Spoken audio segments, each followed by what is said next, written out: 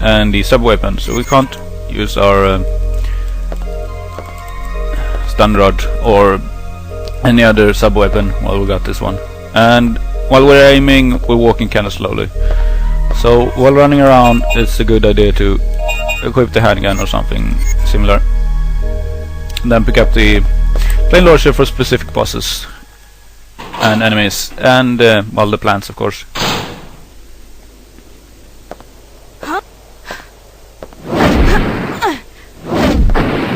And a good old roll saves the day.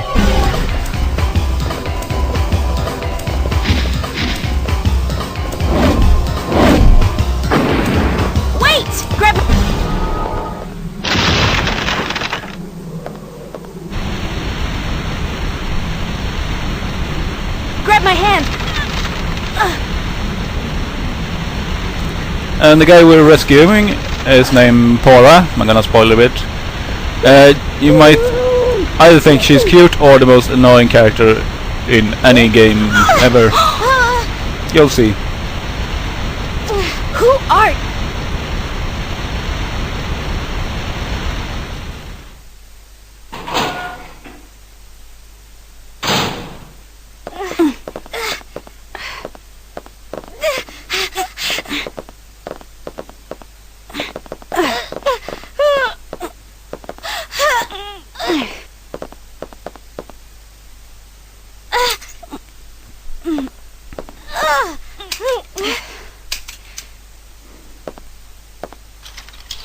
Listen, young lady, I don't want to do this to you, but you've left me no other choice.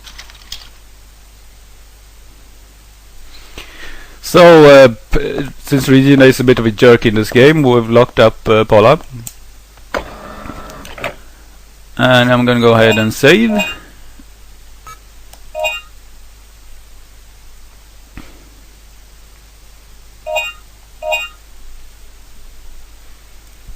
And then next time I'll see if I can make it out of here. So, back to Regina. And I'm gonna see if we can do a bit of backtracking to get back to the road split. And of course, lots of rappers. See if I can get into a better position. Since there are 3 hunting me, there won't be any... Oh! Yep. Thank God for the bad aiming, I was about to say.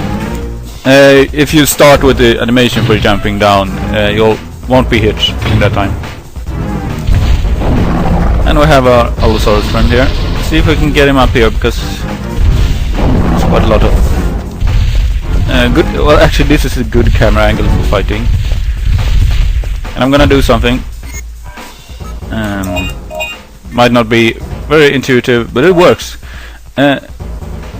The Allosaurus sort of reacts when it's hit in the sides or in the back by twitching and jumping to the side.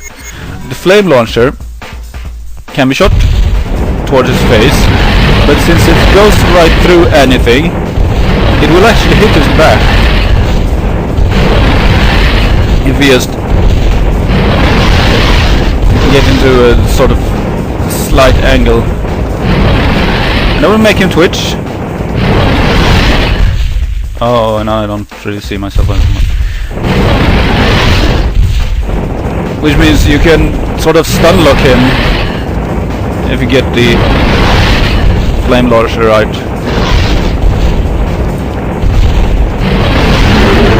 And then we got him. He didn't even have a chance to try to bite me. This is a bit risky to do on hard, but it netted us 4,000 points. And we still have more than enough fuel to take care of the plants. I'm probably not gonna refuel the flame launcher, because it costs a stupid amount to do so. And it's more or less useless once you get some better weapons.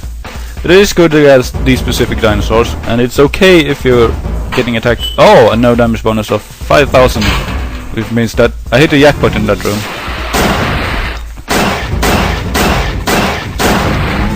Usually the risk with using the flame launcher on the Allosaurus is that it will try to bite you if you can't get it locked down properly.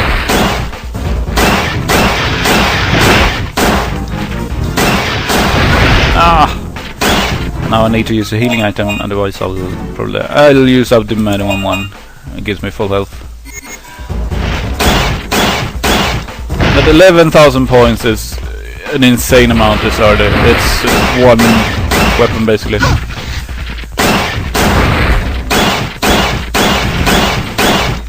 And it means we'll have a bit more to choose from later on. Hey! I don't know what I hit there. That's the problem I almost always have with the handgun. I try to barge my way through some dinos and they just won't budge, so they'll stand in the way and just eat you, because you can't push them out of the way easily.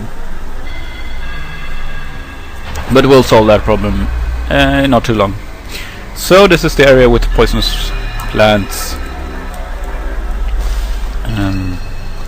We can see them here. They're sprouting some sort of gas.